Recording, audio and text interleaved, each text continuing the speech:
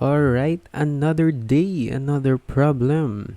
And for this problem, we are asked to draw the shear and moment diagram of the beam shown in the figure. So, ang gagawin lang natin, we will draw the shear and moment diagram of this beam. So, before anything else, kitang-kita natin here that we have two reactions, which is reaction at B and reaction at E. So, first, we will need to find the value of our reactions. So, no magandang gawin, let's just take moment at B na lang. Let's take a moment at B. So, taking moment at B, assuming clockwise is positive, is equal to 0. Ayusin natin. Equal to 0. Okay, banat. We have here, kung makikita nyo, we have a uniformly distributed load. So, we need to convert it into point load. So, gawin natin. So, 100 pound per feet multiplied by the length, which is 2 plus 4. 2 plus 4 is 6. So, we just multiply 6 para mag-cancel yung feet. We'll end up with pounds. And then, ano yung distance niya from B? Diba, 2 plus 4 is 6. So, itong uniformly distributed load will act sa gitna niya, which is 3 feet. Kasi 6 feet yan. So, ang point load niya nandito. So, kung si B ay 2 feet from 2 feet, ito pala ay 1 feet. So, we can say that the point load, the equivalent point load of the uniformly distributed load 100 pound-feet in a length of 6 feet is 1 feet from B. So, lagyan natin 1. So, next, what do we have? Since summation niya ng moment, i-include natin to. And since si 1,200 pound-feet or foot-pound ay clockwise, that would be positive. So, 1,000 plus 1,200 minus, bakit minus? Kasi from B, si RE is mag-a-act pa ganon. So, that is counterclockwise. So, that is negative RE. And yung distance niya from B, which is 4 plus 1 is 6. So, pressing that into your calculator, you'll have the value of the reaction at E. Gawin natin ganito. Capital E. Capital E yan. Yan. Nakuha na natin yung reaction sa E, which is equal to 300 pounds. Okay. Now, for the reaction at B, we can simply summation naman ng vertical forces. Taking the summation of the vertical forces, pababa is negative, pataas is positive. So, RB, pataas, positive. Tapos, yung point load natin kanina, which is pababa yan. So, negative 100 times the length na 6. And then, plus, hindi natin sasama yung 1, 2 kasi moment yan, hindi siya force. Sasama lang natin is the reaction at E, which is yung nakuha natin kanina, which is 300. So, we'll just add that up. 300 is equal to 0. And, pag tinranspose, that would be 600 minus 300. Our reaction at B is also 300 pounds. Yan. Ngayon na nakuha na natin ang dalawang reaction. For RE, we have 300 pounds. And for RB, we have 300 pounds as well. Pareho lang sila. Pwede na tayong mag-draw ng ating shear diagram. So, ayan. Kanina pinroject ko na para madali, dire-diretso tayo. And the first thing you should do is to draw your neutral axis. So, ano bang magandang? Sige, black na lang. Neutral axis natin is here. Yan. That is our neutral axis. So, mag-start tayo sa A. Ito pala yung ating shear diagram, neutral axis. So, at A, ganyan ang ating blue. At this point, may load ba tayo dyan? Wala po. So, that would be 0. This is our first point. That is 0. And, kung mapapansin nyo, from A to B, there is a uniformly distributed load acting. So, pero, ang length lang na nag-a-act yung 100 pound per feet is 2 feet. So, simply, 100 pound feet times 2 feet is simply 200 pounds. 200 pounds yung nag-a-act from A to B. Pero pababa. So, that would be negative 200. So, saan natin siya ilalagay? That is from A to B. This is papunta dito. Say this is negative 200. Again, 100 times 2 feet. Kaya ang maganda, kapag gagawa tayo ng shear and moment diagram, kung ang given ay uniformly distributed or uniformly varying load, idodrawing mo siya as is. Huwag mo siyang i-convert na point load para kita mo yung reactions or kung paano siya nag-a-act sa system. So again, this is negative 200 pounds. That is in pounds. So, kung mapapansin nyo, this is tung ating uniformly distributed load ay linear na. Ay constant pala. It's a constant. So, when it comes to the shear diagram, magi-increase yung degree. So, it will be a linear equation na. So, pag linear, may slope. So, ang drawing niya ay papaganto. So, that is for A to B. Now, here at B, di ba may reaction? Ano yung reaction natin sa B? That is 300 pounds. Ito, 300 pounds. So, since pataas yung reaction sa B, we will add negative 200 plus 300. That is equal to 100. So, positive 100. So, dito siya sa taas. Here. Yan, lagay natin. This is 100. Okay.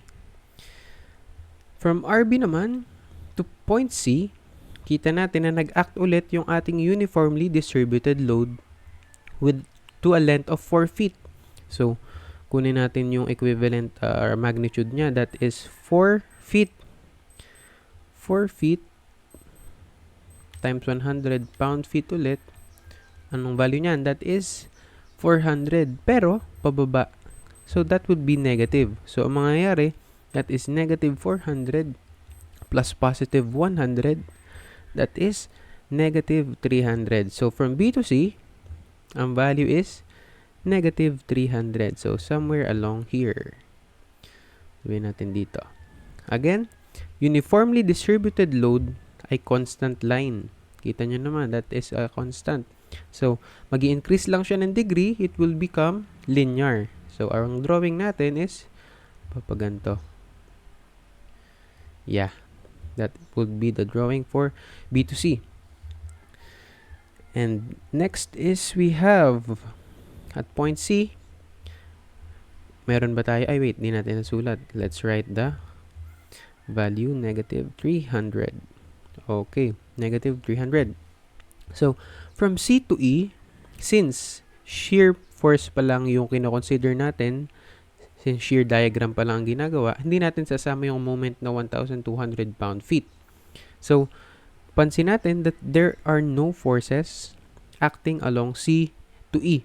So, we will just simply project it as a constant negative 300 up until the next reaction or force. So, hanggang dito ay walang nag-act. That is a constant. So, C to E is ganan. Ganan lang yung line niya kasi walang nag-act. So, until point E, dahil sa point E, meron tayong reaction. Ang reaction natin is positive 300.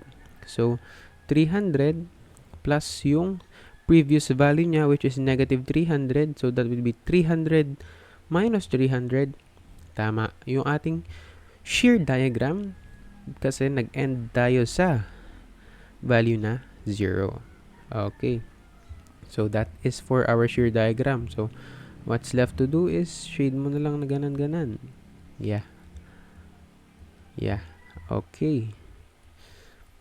Madali lang yung shear diagram. Pag nakuha mo na yung mga forces, tapos titingnan mo lang yung mga magnitude at kung uniformly distributed at kung point load, kung uniformly varying load, that would be, yun lang yung challenge sa shear diagram. And napakahalagahan ng pagkuha ng tamang reaction. So, pag nagkamali sa reaction, there's a high chance to magkamali din sa shear diagram. So, ito yung shear diagram natin for this. And up next, we will make the, ano sunod natin gagawin? Gagawin naman natin yung moment diagram. So, ang moment diagram, pag gumawa na tayo ng moment diagram, hindi na natin papansinin yung mga forces natin. Ito. Kalimutan nyo na yung mga forces na yan. Takpan nyo na yan. Tapos, magbabase ka na lang sa pagdodrawing ng moment diagram dito sa shear diagram mo. So, let's start.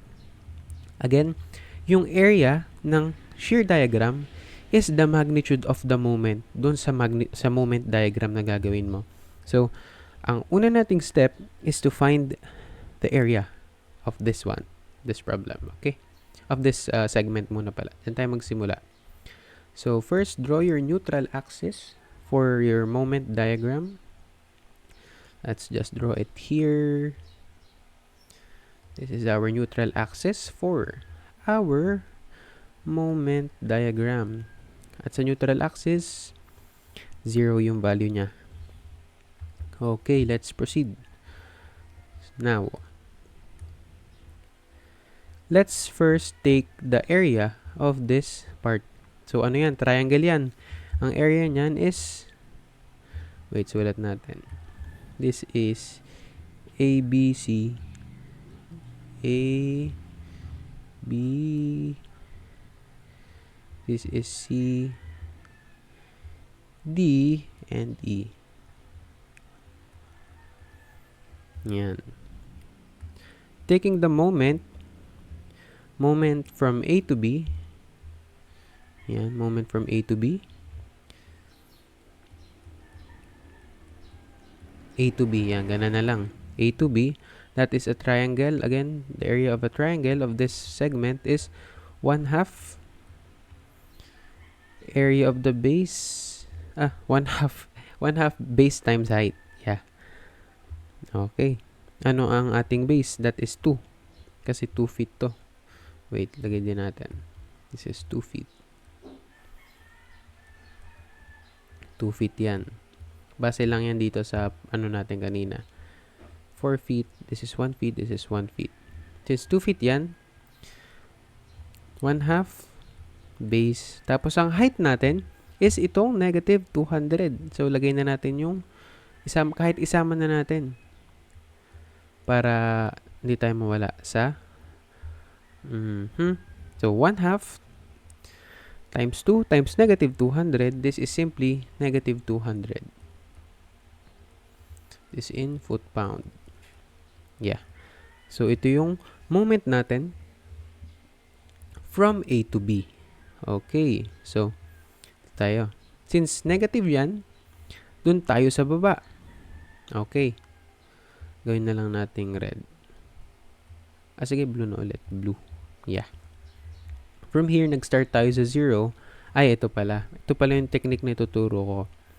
Now, from A to B, ang moment daw niya ay negative 200. So, nasaan siya? Diba, nagsimula tayo sa 0 kasi sa part na to, walang moment. So, dito ay 0. So, pumunta tayo sa negative 200 kasi nga kinuha natin yung area ng triangle na to at ang lumabas ay negative 200. So, yan yung magnitude ng moment from A to B. So, dito ang negative 200.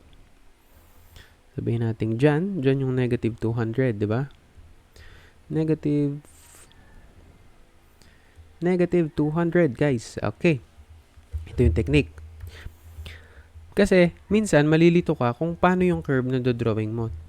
Di ba ito ay linear? So, sa moment diagram, mag-i-increase yung degree. That would be a second degree curve. Curve yan. So, nalilito isang confusion is whether it is papaganan, or papaganan, o kaya naman paganan. Yeah. Kung negative, positive, increasing or decreasing, tapos kung concave upward or downward. So, ang mas madaling technique is ganito. Punta ka sa shear diagram mo. Titingnan mo kung saan ka nagsimula. At this point, sa point A, nagsimula ka sa, ay ganito pala. Tingnan mo muna yung kung saan ka mag-e-end, yung dalawang points. Di ba magsisimula ka sa A, tapos magtatapos ka sa B. From A, nagsimula ka sa 0, which is, nagsimula ka sa 0, tapos nagtapos ka sa negative 200, regardless of the sign, sa magnitude ka lang magbase, nagsimula ka sa maliit, tapos nagtapos ka sa mas mataas. So, that is decreasing. Kapag maliit yung value, kung nagsimula ka sa maliit na value, dodrawing ka dito ng horizontal line. Yan, ganan. Horizontal line. Tapos, since nagtapos ka sa mataas na value, magdodrawing ka naman ng vertical line. Bakit? Ba't tayo nagdrawing ng horizontal at vertical line? Kasi, para hindi ka malito sa pagdodrawing ng curve, ang gagawin mo, i-connect mo lang yung dulo niyan. Yeah. Again, sa mas mababang value, horizontal line. Sa mas mataas na value, vertical line. And the next step would be connecting the ends of that horizontal and vertical line. So, ang mangyayari, connect lang natin tong horizontal sa vertical. Ayan. Yan na yung curve natin. Tapos, ganun lang yung process. Mas madali siya. Okay, nagets yan. Again, para sa lower value, dito ka magbabase kung sa lower at higher value.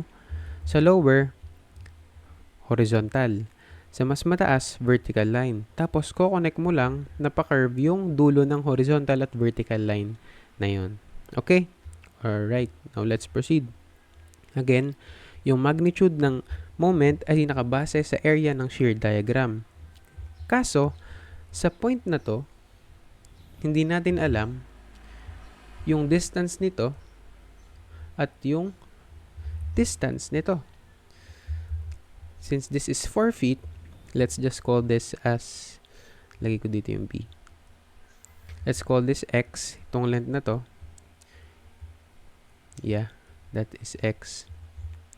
And since X yan, at 4 feet yung kabuuan, this point will be 4 minus X. And by the principle of similar triangles, makukuha natin yung value ng X. Kunin natin yung triangle na to, at yung triangle na to. So, simply lang, magre-ratio and proportion ka lang. Lagay natin. By ratio and proportion. Okay.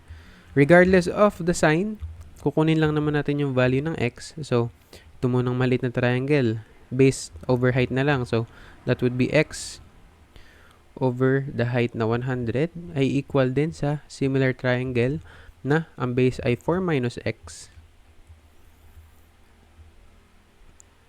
over negative 300 or simply 300 kasi yung ano lang, magnitude lang. So, makukuha na natin dito si X since we have a linear equation. And that would be 400 minus 300 divide 400 minus 300, that is 100. Divide 100, that is 1. So, from here, or mag-shift solve ka na para hindi ka malito. Kunin mo lang si X. X is equal to 1. That is the value of X. So, makukuha na natin yung area ng from B to, let's just call this point O na lang. This is point O. Yeah. Okay, banatan na natin. So, ang area, kunin natin yung area nito. Area from B to O, that is the moment naman. That is the moment. Yung area niyan is the moment from B to O. So, the moment from B 2.0 is simply, again, triangle yan. 1/2. Again, x is equal to 1. Since 4 minus x and x is equal to 1, so that would be 3. So, 1 at 3. So, 1/2. Base natin is 1. Ang height natin is 100. The value of this will be 50. Ay, ganito pala, para hindi kayo malito. Maganda na, di ba, nagsimula tayo dito sa 0. Tapos, nakuha natin si negative 200. Tapos, sa pagkuha mo ng sunod na value, ilatag mo na yung nakuha mong previous value. So, lagay natin negative 200. Tapos, saka mo kunin yung area nito. Again, ang area niyan is, since nasa taas siya ng neutral axis sa shear diagram, that would be positive 100 times base na 1 and height na 100. So, pressing this into your calculator, this is equal to negative 150 foot-pound. Yan. So, since nailatag na natin, diretso na natin ilalagay ito sa moment diagram natin. Hindi na natin ibubukod ng pagpindot sa calculator. So, let's try. Again, kailangan natin tong i-project.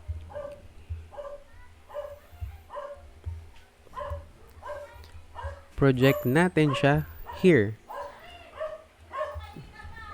Kailangan nating i-project yung point na yan. Ang ingay ng mga dogs. Ayan.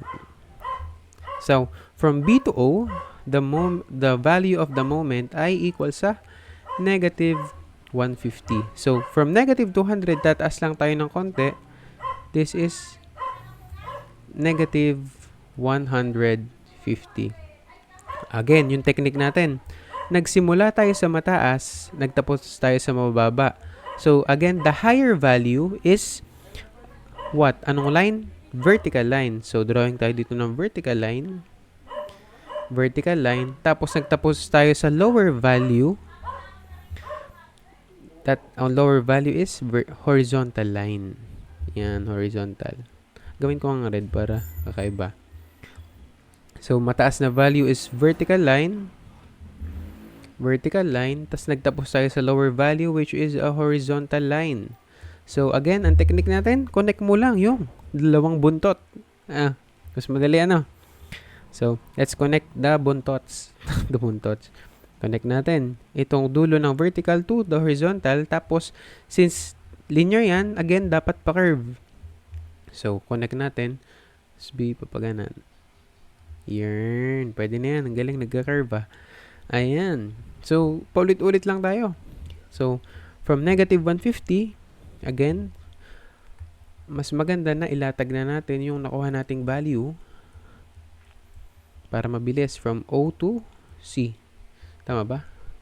Yeah, point O to point C. Latag na natin yung nakuha value na negative 150.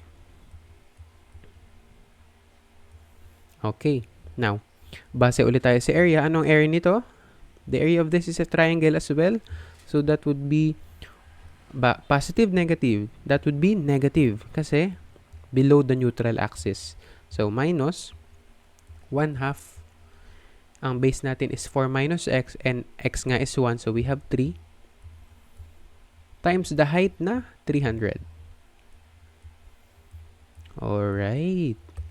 Now, pressing this into your calculator once again, you'll arrive with the value of, anong value niyan? Pindot, pindot, pindot. Negative 600. Okay, negative 600 foot-pound. Yan, negative 150 papunta sa negative 600. So, that would be just around here. Tingnan natin dito. Oops. Yeah.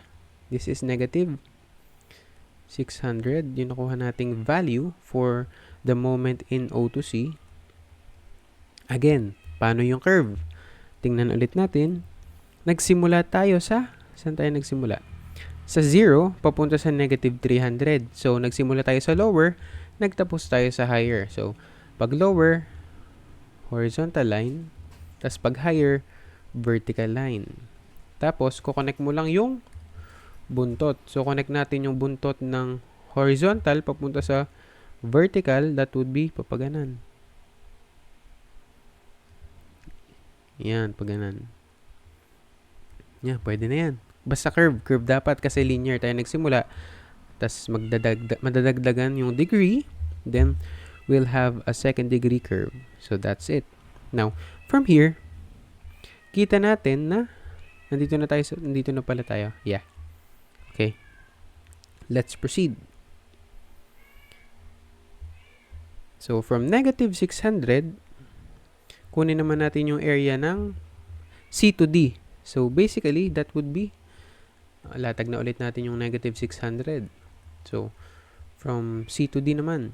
C to D, that is yung previous value natin, which is ito, negative 600 foot-pound minus the area of this point, which is, ang height niya is 300, negative 300, and anong length nito? 1 feet. So, that would simply be, sinama na natin yung negative dito, so hindi mo na gagawing negative yung 300.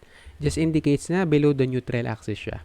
So, negative 600 minus 300 times 1, that is equal to negative 900.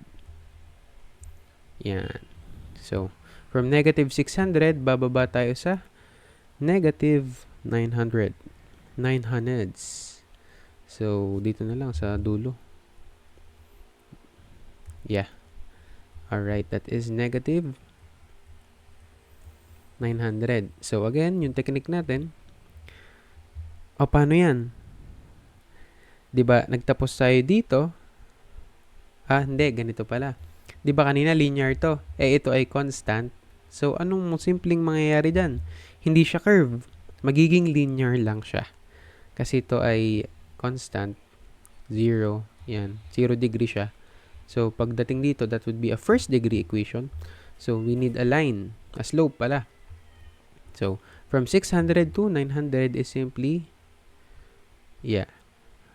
Yan. That is from negative 600 to negative 900. Again, bakit? Kasi from here to here ay constant.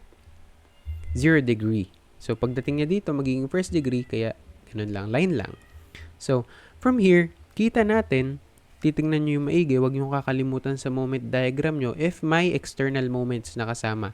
In this case, meron tayong kasamang external moment na 1,200. So, sasama natin yung magnitude niya and it acts along point D. So, that would be negative 900 moments sa D. Again, yung previous value is negative 900. Tapos, may moment na nag-a-act na 1,200. Clockwise siya, so positive. So, a-add natin siya sa negative 900.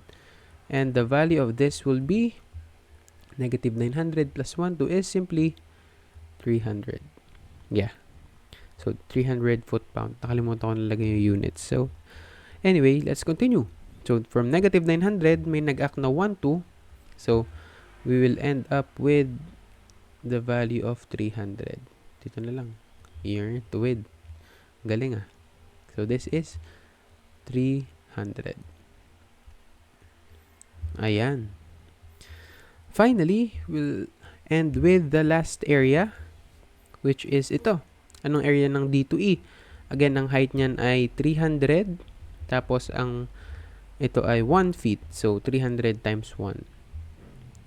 That would be negative kasi it's below the neutral axis natin. So, again, yung technique natin para mabilis, the moment from D to E, ilatag mo na sa solution mo yung previous value para dire-diretso ka ng pindot. So, 300, positive yan. 300 minus, kasi below the neutral axis sa shear diagram, yung area natin, times the height na 300 times 1. So, that would be 300 minus 300 times 1,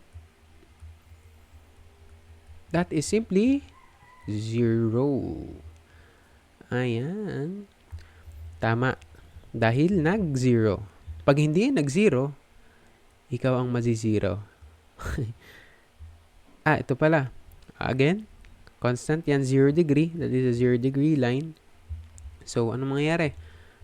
Hindi siya curve. Magdadagdagan lang yung degree.